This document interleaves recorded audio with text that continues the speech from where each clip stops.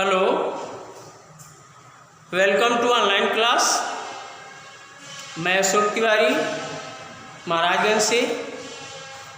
Mathematics में class 10th में है द्विघात समीकरण। द्विघात समीकरण को हल करने के लिए अर्थात द्विघात समीकरण के मूलों को ज्ञात करने के लिए श्रीधराचार्य ने एक सूत्र का निगमन किया था। उसी सूत्र के बारे में हम लोग पढ़ेंगे। उसका निगमन हम कैसे करते हैं ये हम लोग समझेंगे।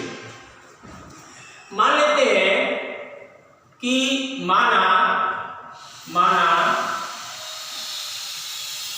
ax² plus bx plus c equal to 0 एक द्विघात समीकरण है। एक द्विघात समीकरण है। द्विघात समीकरण है।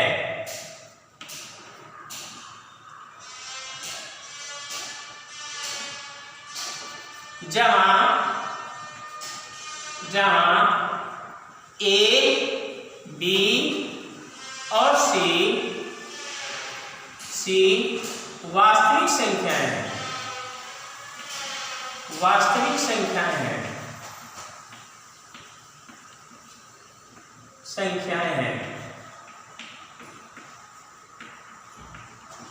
तथा a not equal to 0। a not equal to 0 क्यों लिया गया है? क्योंकि अगर a का वैल्यू 0 हो जाता है तो द्विघात समीकरण का अस्तित्व समाप्त हो जाएगा। क्योंकि अगर इसका वैल्यू 0 होता है तो x² में 0 से मल्टीप्लाई करने के लिए टोटल 0 हो जाएगा। इसलिए a का वैल्यू कभी 0 नहीं होता है। अब इसमें जो है, इसके लिए हम लोगों को जो है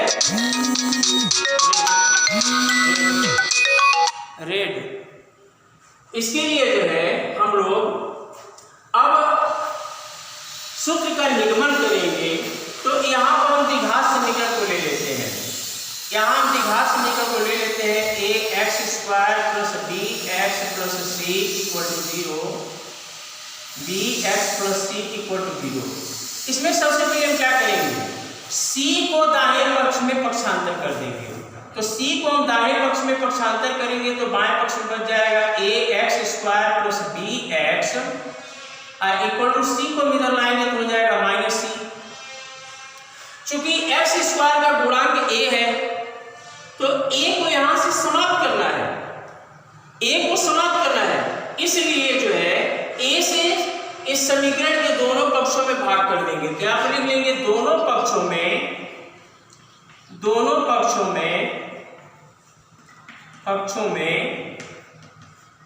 a से भाग करने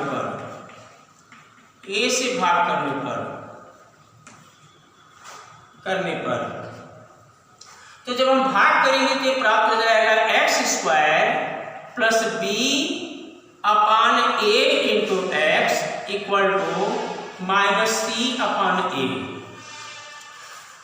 अब बाएं पक्ष में जो राशि बची हुई है इस राशि को पूर्ण वर्ग हमको बनाना है।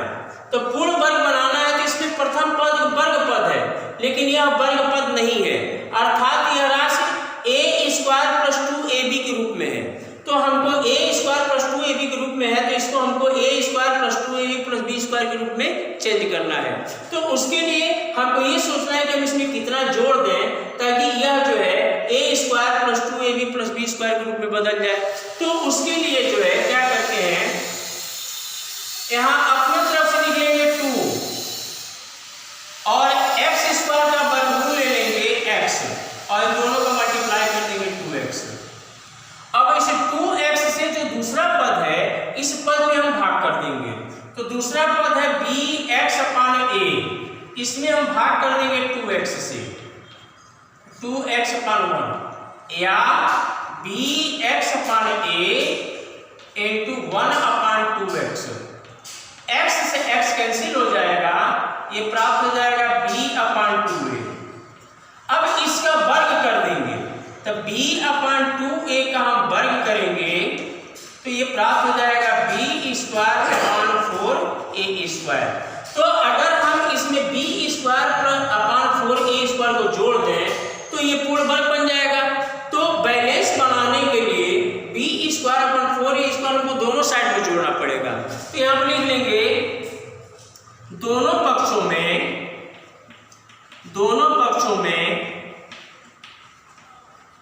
b²/4a²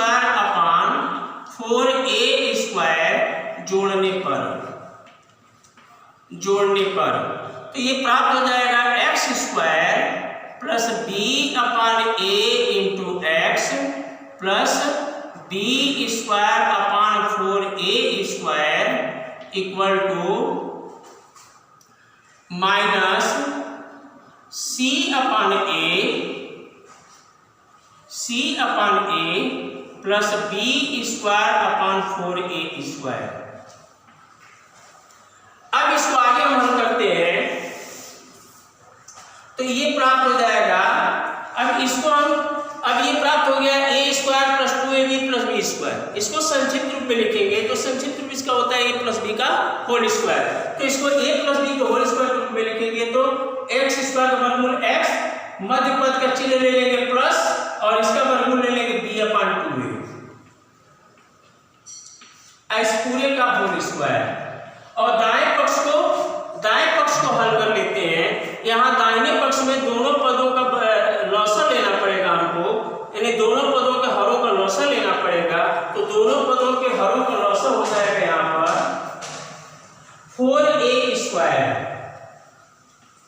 4a²। तो इसका जो है 4a² है तो इसको b² हम लिख लेंगे माइनस और a से 4a² हम भाग करेंगे तो आएगा 4a से c में गुणा करने के लिए आ जाएगा 4ac।